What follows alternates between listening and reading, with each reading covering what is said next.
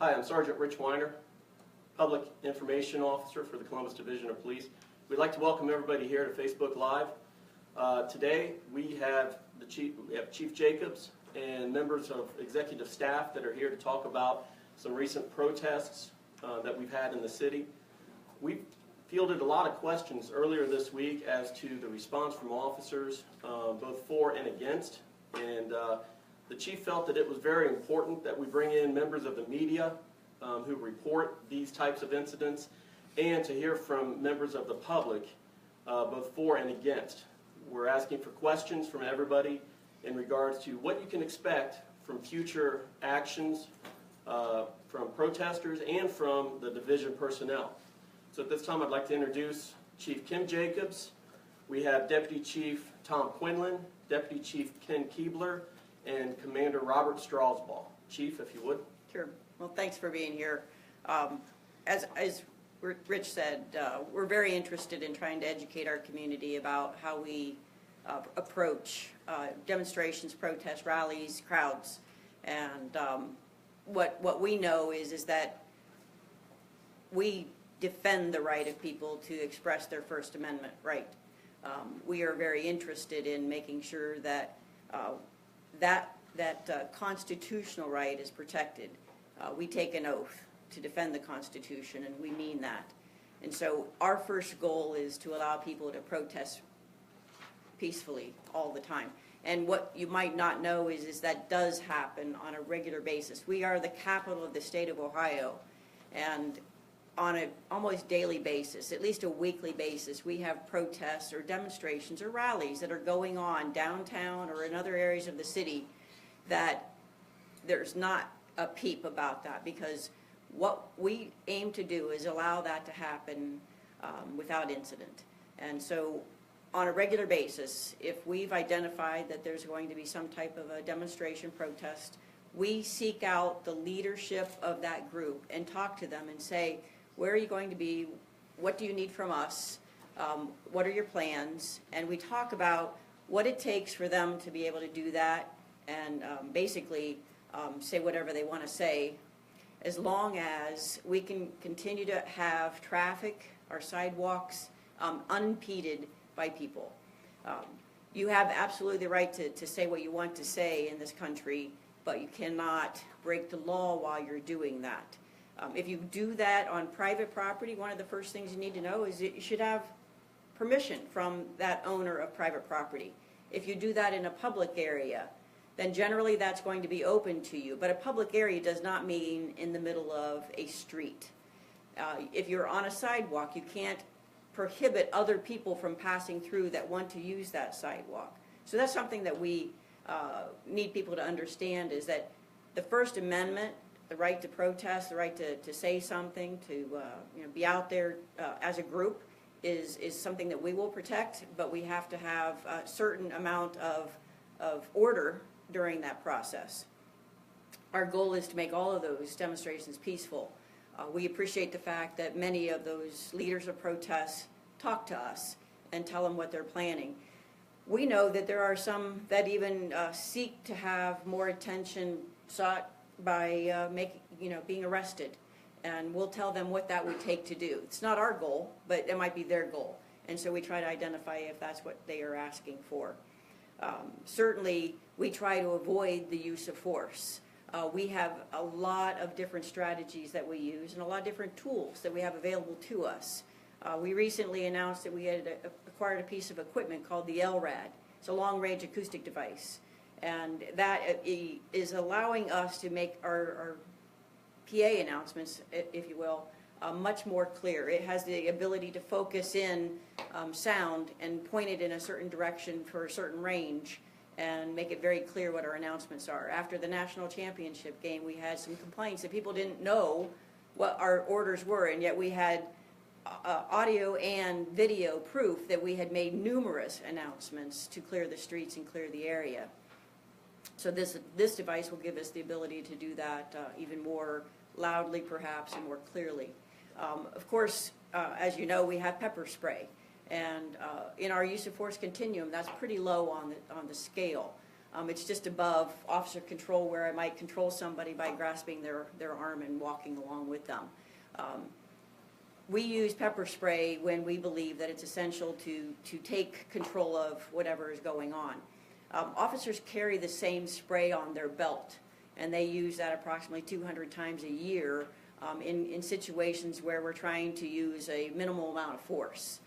It's a less lethal weapon. It's a low-level use of force for us, and generally we know that even though it's going to be an irritant for your face and your nasal passages, it is something that's going to clear up fairly soon as well. Just the other night we were making announcements, if you are wearing contacts, you might want to take your contacts out, because we know that it might be irritating in that way. We also had medics available at that particular time to treat people that might be overcome by the use of pepper spray. One of the things that's also important is that the size of the crowd matters, especially when it gets to be a point where leaders of those groups might lose control. We also know that some people come along and want to take advantage of the large crowd. Lots of people standing around with great intentions can be taken in a different direction by one or two people that have bad intentions. And so I always will encourage every single person that is in a large crowd to be aware of their surroundings, to watch who's standing next to them, if they're carrying any weapons. In Ohio, we have seen any number of occasions where people use the right to be open carry with a weapon. At our parades, at various other demonstrations, people come into the crowd carrying a rifle or carrying a pistol on their hip. And most of those people have good intentions, but you never know which one might not. And so I encourage everybody that's in a large crowd to be aware of their surroundings, be aware of who's standing next to them, and notice what they're doing. One of the signs that might be a bad sign for the crowd to be aware of is when somebody standing next to them pulls out a gas mask and puts it on. We noticed that the other night. People in the crowd were putting on a gas mask. People were identifying themselves as a medic. You bring medics if you think that there might be problems. They also had water. They had syringes to rinse out eyes. They were prepared for something worse than a peaceful demonstration. So those are some of the signs that I encourage protesters or just people that are out on the streets to be aware of, and be very safe in those crowds. And once you can see that it might get a little bit uglier than you had intended, leave the area as quickly as you can, as fast as you can, and get away. When our police officers don their gas mask, that's a sign that we might be prepared to use our pepper spray. And I also would encourage people to leave at that point in time if they can't hear what our orders are, and they need to pay attention to what those orders are. We might say, leave the street. Get out of the street, you're impeding traffic, and we did make announcements for about 40 minutes the other night. Repeated, get out of the street, you are in violation of the law, and we will give those orders. Sometimes that order might be to clear the immediate area. If it gets to be a riotous condition, we can declare that this is a riot and now clear the immediate area, not just the street. But we're going to be very judicious about that.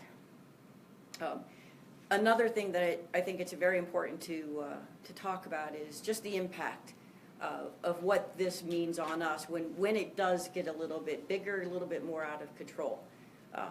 We've got 220 plus square miles in the city to cover with our resources.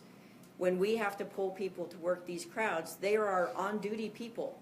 Now granted, most of the time if it's pre-planned, we can bring in some officers on overtime, or our horses or our bike officers, and use them as a force multiplier.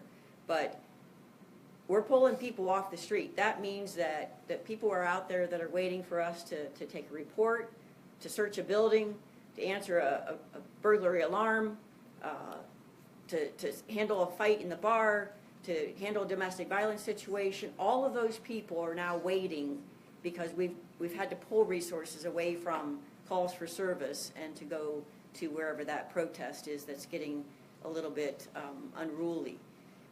That's an impact that we have to take into account when we make our decisions at the scene of the protest. How long can we do this and be short-staffed out on the street, how long should the rest of the city have to wait for this to be over when these conditions are present? So our decision-making process is all about what we can do to ensure a peaceful protest and what we can do to manage the rest of the safety of the whole city of Columbus.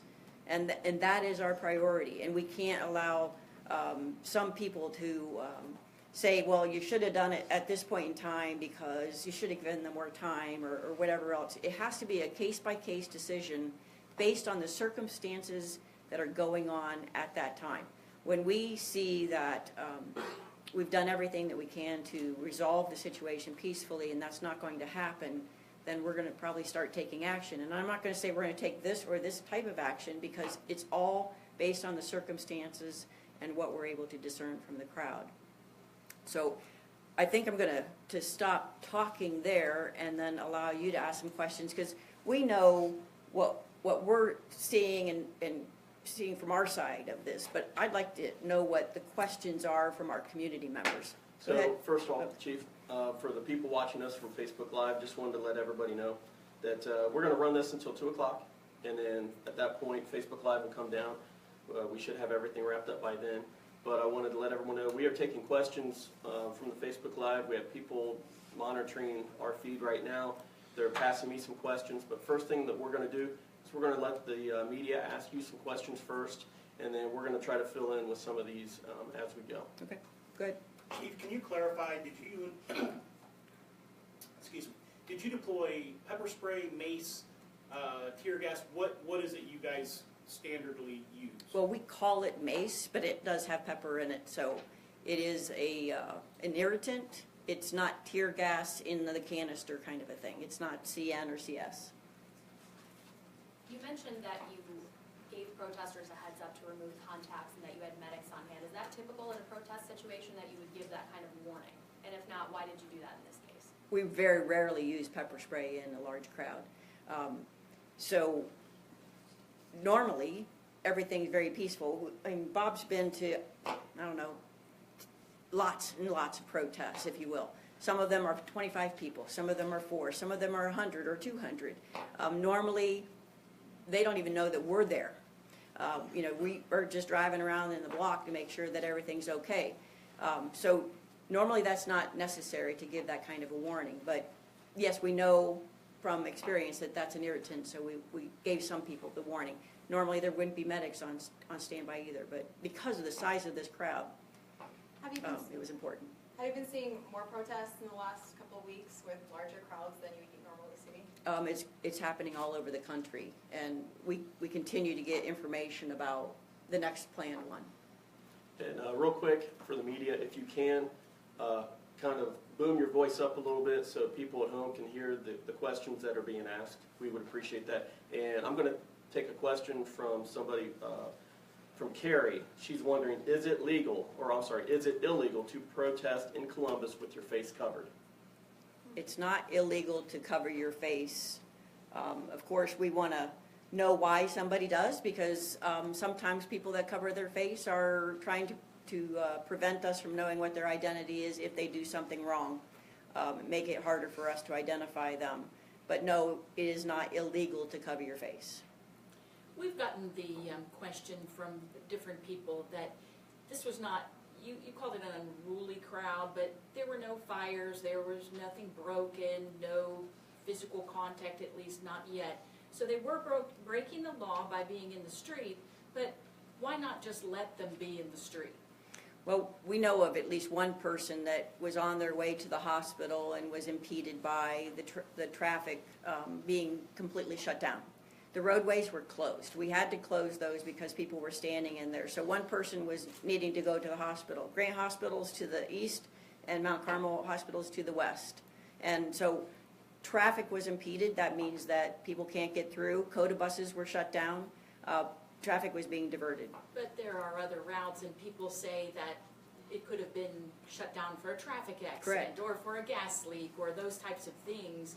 And so they're saying, why would you take it to that level if there were other options for traffic? They didn't have a permit. So one of the things that I didn't discuss was if you want to be in the street, you have to get a permit. And that's easily obtained. All you have to do is go to the Department of Public Safety Licensing. You can call our special events office. We'll walk you through that. You can call 311 to get information. You can go to columbus.gov to get information about getting a permit. We close the streets for the marathon. We close the streets for Coleman. We close the streets for many, many things. But there is a legal process for doing that. And it's not fair to all the people that do it legally to allow others to just do whatever they want to and take over a street without having permission and without having the right resources available. The right resources mean that there's special duty or it's a pre-planned event. But you can't just draw all of these resources across this whole city. We had about 70 vehicles that were assigned to this. So how long do we shut down all calls for service around the rest of the city? And that's the decision-making that goes into it. Just one more follow-up with that. So are you sending a message to the protesters, if you get in the street, you will potentially be pepper sprayed or arrested? Yes, absolutely. So tell me that. So if you don't have a permit and you're standing in the street, it's illegal. You know, you're allowed to cross the street in a crosswalk, we hope, but you're not allowed to stand in the street. And so once it becomes this larger crowd that fails to respond to our orders, then they are in violation of the law. And we have the right to do something about it. But you do have discretion. Absolutely. And that's what we used for quite a long time the other night. People started taking over the street around 7:40. We issued our first order around 8:20. And at that point, most of the people, I mean, there was a crowd of estimated, I believe, around 2,000. Who knows? But most of the people had gone home or left the area. It was down to about 100 or so that were in the street that were obviously not moving anywhere. All right, Chief, which brings us to the next question from Jeff. Why were there no arrests? Arrests take a lot of manpower. You know, our staff is impacted by that. It's not our goal. Our goal is to get people to go back up to the sidewalk and they can do their demonstration there. It is to encourage them to do it in a legal way. And so that's not our goal, is to arrest people. We decided that that wasn't going to be what we needed to do. The pepper spray had an immediate impact and it cleared the street. Okay, I have another question here from Scott. He's asking, did you have advance notice to be ready, or was the response due to complaints? For the actual protest? For the actual protest earlier this week. To my knowledge, we only had less than 24 hours notice of that particular protest. We try to get an estimate of how many people will be there, and so we had not had time to schedule all of the resources that we might have had for such a large thing on that particular day because of the short notice. I think you kind of covered that in the permit process. Correct. And how that helps Correct. us prepare. That's the legal way to do it.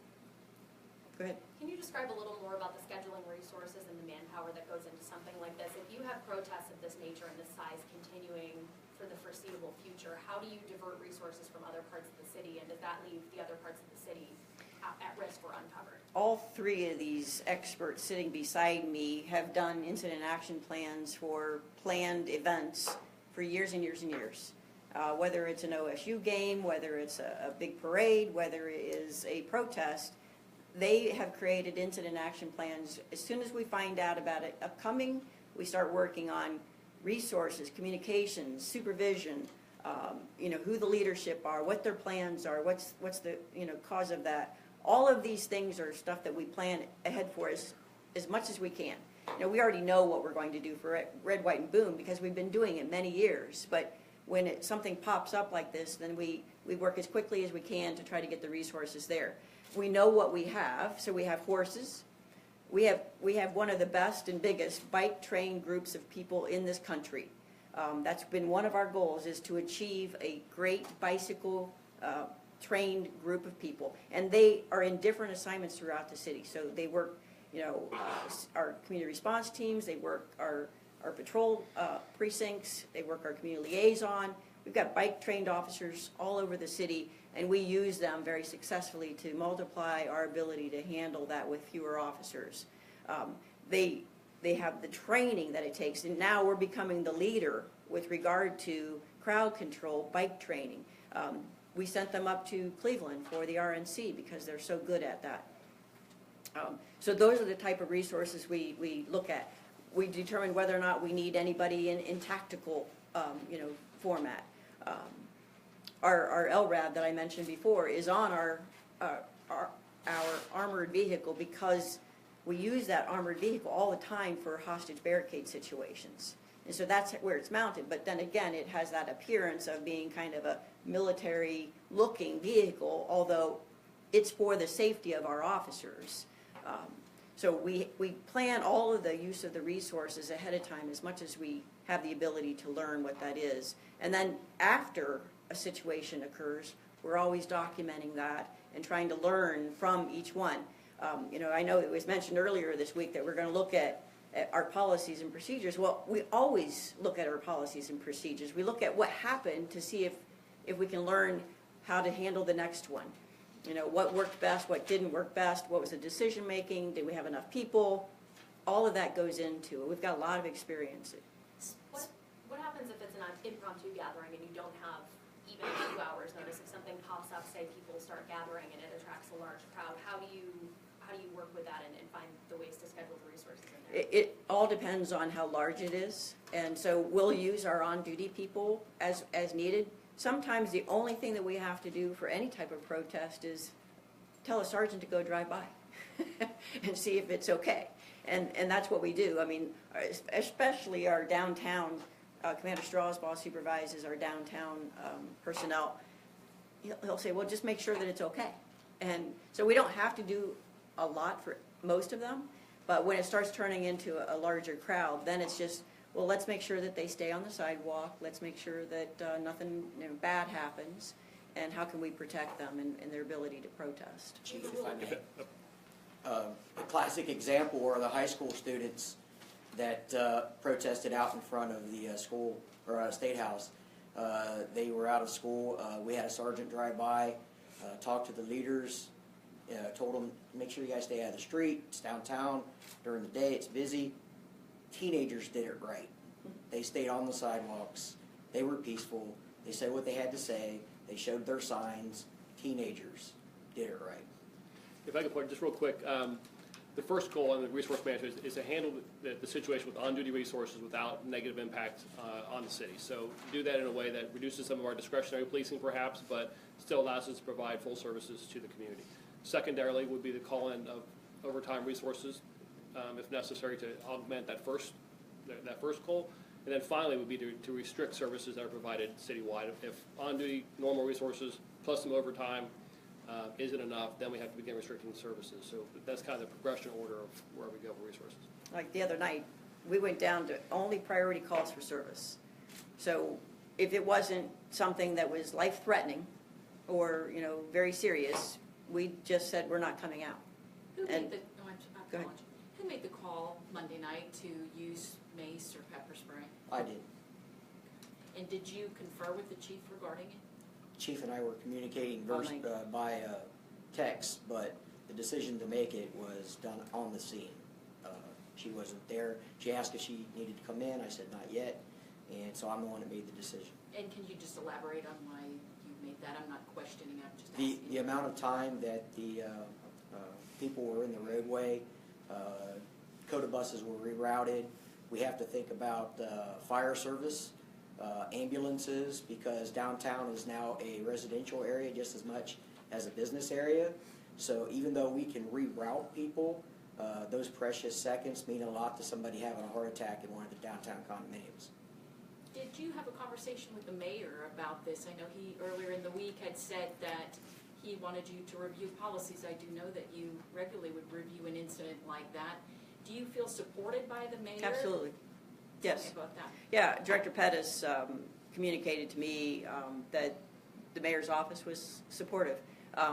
I know that council received some questions, we got some complaints, and all of that has been responded to.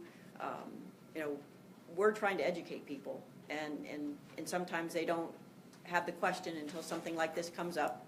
And so, but yeah, we feel like the mayor's office and city council, and certainly my boss, the director of public safety, understands that there is public safety responsibility that rests with us, and they are allowing us to take care of what is within our realm of responsibility, and that is making sure that people don't get hurt and that people get the service that they deserve. How would you respond? Real quick, Chief, I want to, because we told Facebook Live that we were going to be on for a half hour till 2 o'clock. It's coming up on that 2 o'clock hour. We'll get to some more Okay. media questions. But there's a couple comments that came through that Alberta, and these are just comments. Alberta, her statement was, all rules should be followed. When is enough enough? We have Melody. They are doing an act that's illegal. Why not arrest to send a message in the future? And I think you kind of touched on this already, as far as what we're doing as a division. And but that brings me to my last and final question from Facebook. And let me find it here. How can we as citizens report a possible protest to better prepare CPD? And also, what can we do as a community to prepare for these protests? Well, I can give a number for our special events office. That is area code 614-645-4375. They manage special events. They can give information out and or refer people to the right location to let us know what they know about something that's upcoming. Of course, our patrol office is staffed 24/7. That's 614-645-4580. And you can call the patrol office at any point in time to give us information that we can then forward to the right place. Chief, does Columbus Police have SOP on the use of pepper spray? I mean, in other words, you guys just don't willy-nilly decide to deploy that. The Columbus Division of Police has been accredited since 1999, and the 3 years prior to that, we were prepping for that first accreditation. So we have had policies and procedures for everything that we do since then. We have a use of force continuum. We say what type of notification, what type of authority happens for everything along that continuum. We have SOP for SWAT, we have SOP for emergency operations, we have SOP for how we use our mace on our belt. Every single thing that we do, we have a procedure for in place. And practically every single one of our procedures is public record. And most of them are posted online at our website, columbuspolice.org. Chief, real quick, I'd like to just go ahead and sign off on Facebook Live. We'd like to Okay. thank everybody for participating today with the questions. We felt that it was important to have you in this area or in this room with the media, because we know the concerns are coming from both for and against on some of these protests. So it was important that we took some of your questions and gave you answers. We will continue to try to do a format like this on certain events, so please thank you, and we will now continue with the media questions. Some of the questions we got from the community,